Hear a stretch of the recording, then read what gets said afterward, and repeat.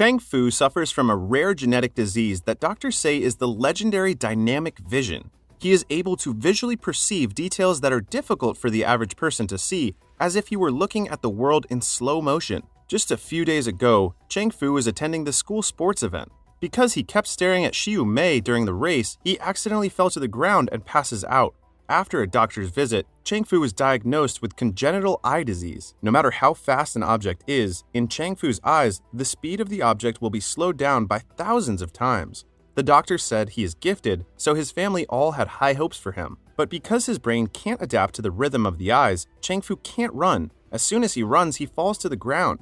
Although having such a powerful ability was quite interesting at first, Chang Fu is seen as a monster by others because he needs to wear sunglasses every day. At such times, only Xiu Mei was willing to play with Chang Fu. But as time goes by, Xiu Mei is ostracized and looked down on because she is always with Chang Fu, so she eventually leaves too.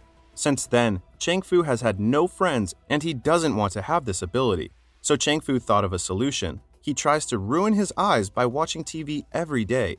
He never communicates with the outside world and excluded himself from everything. Years later, Chang Fu is all grown up. His father dies in a car accident. The doctor advises him to get out and explore the outside world and earn some money to support himself. Because of his curiosity about the outside world, Chang Fu goes to work in the Monitoring and Management Center. The daily task here is to sit and watch the footage from the surveillance cameras. For Chang Fu, it's like watching a Korean drama. The only difference is that everyone is the main character. Later, Chang Fu saw the grown-up Xiu Mei in the surveillance. Xiu Mei was in huge debt. Every day, debt collectors came to her house. She was forced to sell the house. One day it rains heavily, and Xiu Mei happens to not bring an umbrella.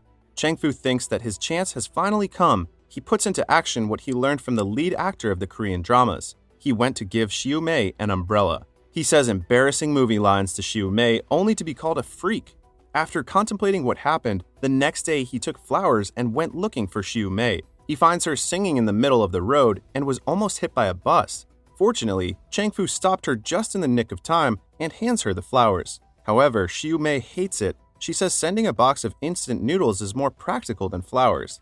The next day while going to work, Xiu Mei dances happily on the street because she received a call about her admissions notice. In the evening, Xiu Mei goes to a restaurant to celebrate and Chang Fu brings her a box of instant noodles to congratulate her.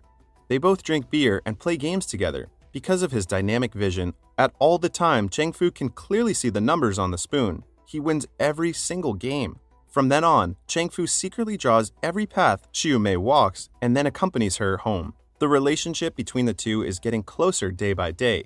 Today, the debt collector bothers Xiu Mei again. After finding out, Chang Fu calls his colleague to go over immediately.